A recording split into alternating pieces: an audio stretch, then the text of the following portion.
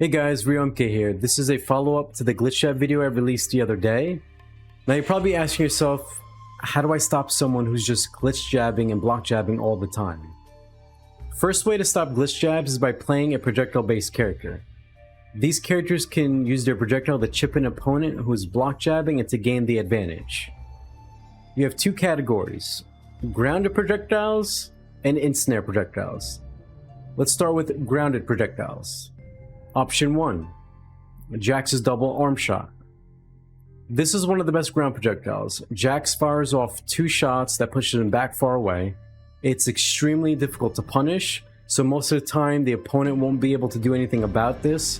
Do note it has a 5-second cooldown, but you should use it every time it's available. Glitch jabbers will take chip damage, and then you'll notice when they see you using it a lot, they'll try to duck, jump, or do something else which you can capitalize on. Can also sneak in some ground pounds occasionally, which complements Jax's game plan. Option 2, Reptile slow and fast force ball. These are the best ground projectiles in the game.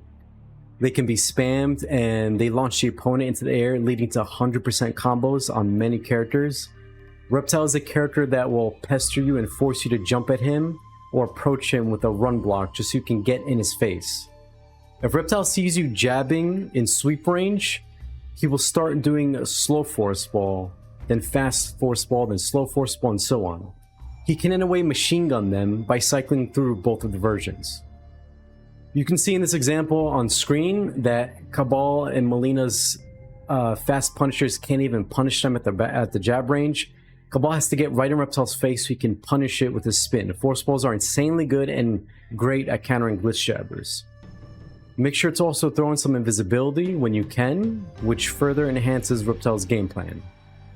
On to the next category, in-snare projectiles. We're gonna rank these with easiest to do, starting first, and then hardest to do. For number 1, on easiest to do, you have Melina's in-snare Sai. Sais are very underrated. They come out faster than they look, they provide good chip damage, and they're very plus on block. They're also extremely easy to do, because all you have to do is hold the high punch button and charge it for a couple seconds. Then you jump and release high punch, and Melina will do the ensnare Sai. Melina is a great option for those that want to pick up and play a character that has an immediate answer to countering glitch jabs, while also not requiring a ton of execution to do.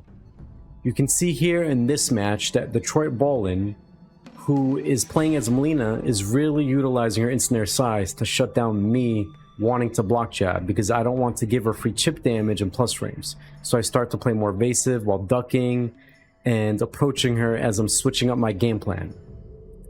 For number 2, we have Katana and her ensnare fan. Now, Katana's ensnare fan requires some execution to learn, so this projectile isn't pick up and play like Melina, but it's worth learning because it's one of the best air projectiles in the game. This is the slowest traveling air projectile, almost similar to that of a sonic boom for those of you who have played Street Fighter. It's an excellent tool at demolishing people who just want to glitch jab. Katana gains an enormous frame advantage if they block this, which guarantees her pressure, and she's a character who you want to not be getting in freely. Here in this match, you can see me abusing her ensnare fan to threaten my opponent and control space while I'm gaining ground. Detroit's a smart player, so he understands how good ensnare fan is at shutting down block jabs. You can notice he switches up his playstyle and becomes more mobile while ducking to evade fans and utilizing movement, which makes it harder for me to get my offense going. If you're looking for more of an aerial character that jumps with an amazing projectile that's used both in neutral to start offense, then Katana is a great choice, as long as you put in some work into training mode to get her ensnare fans down. She's really good at dominating those who rely too much on glitch jabbing because she will pressure them to death. Now on to number 3. The third option we have is Cabal and his instant air gas blast. These are the best air projectiles in the entire game at slowing the match, zoning people out, and chewing through glitch jabs. Keep in mind, this powerful tool comes at a price requiring a lot of execution to do properly. If you want to be able to machine gun perfect height ensnares off the ground, then you need to do them literally the frame you leave the ground, so that they connect on most characters' block jabbing. If you master this, you'll be surprised at how ridiculous Kabal's zoning is for so many characters.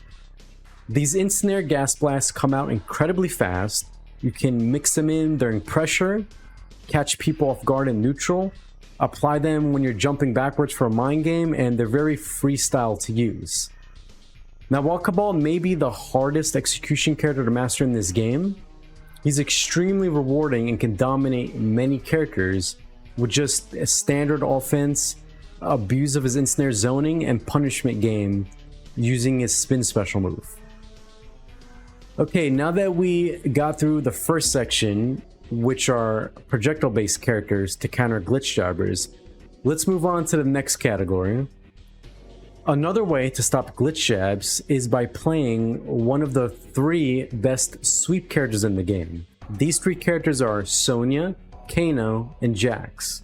They have fast sweeps, they offer the best frame data on them, they're very safe on block, and you can sort of machine gun them out in neutral. When you see someone trying to glitch jab, all you have to do with one of these 3 characters is sweep them from jab range, and you'll accumulate some free chip damage. Now keep in mind, these sweeps aren't 100% safe all the time. If your opponent happens to get close enough right in your face, there are a few characters that can punish you. But if you use a proper spacing game, and don't become too autopilot by mashing these sweeps repeatedly, you'll see that it's very difficult for the opponent to punish these consistently. So if you're looking for a character that plays more of a footsie grounded game while countering glitch jabs, then you'll probably feel right at home with either Sonya, Kano, or Jax. We spoke on Jax earlier in the projectile segment, so he's pretty blessed in this regard that he has 2 ways to shut down glitch jabbers, which makes him an underrated pick for certain players.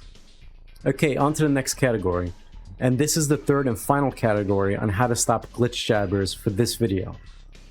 In UMK3, you can only jab facing in one direction at a time. This means you cannot be jabbing straight ahead in front of you and then also be jabbing from behind if you were to turn around as you glitch jab.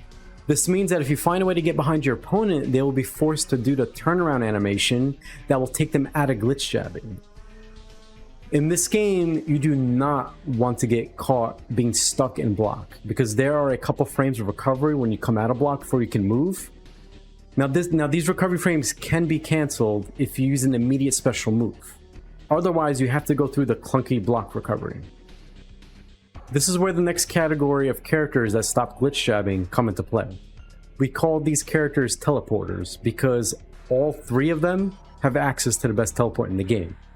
You have Ermac, Human Smoke, and Scorpion.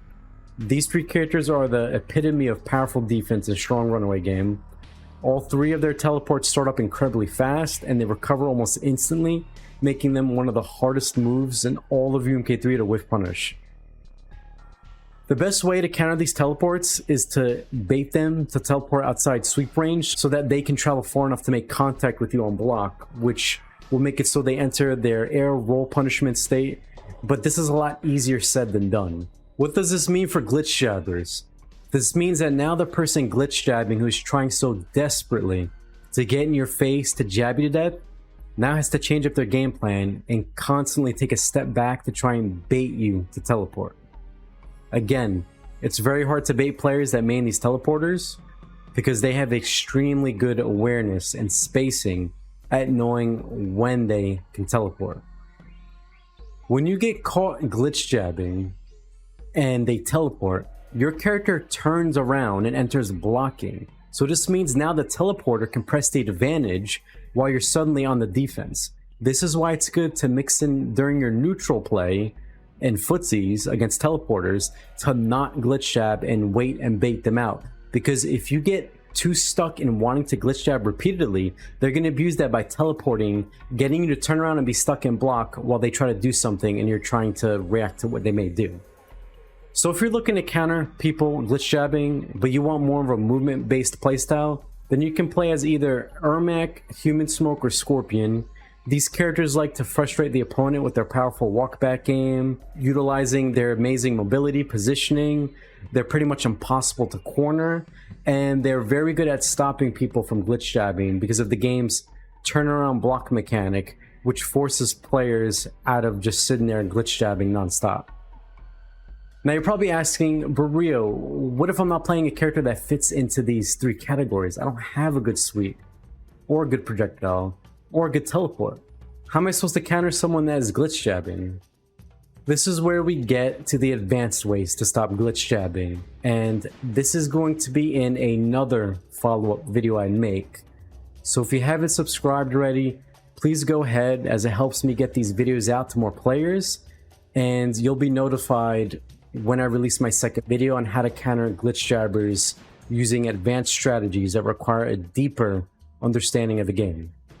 With that said, I want to thank you guys all for watching. Hopefully this video has shown you guys some new strategies that you may enjoy and want to try out the next time you play against glitch jabbers. That said, stay tuned and see you guys in the next video.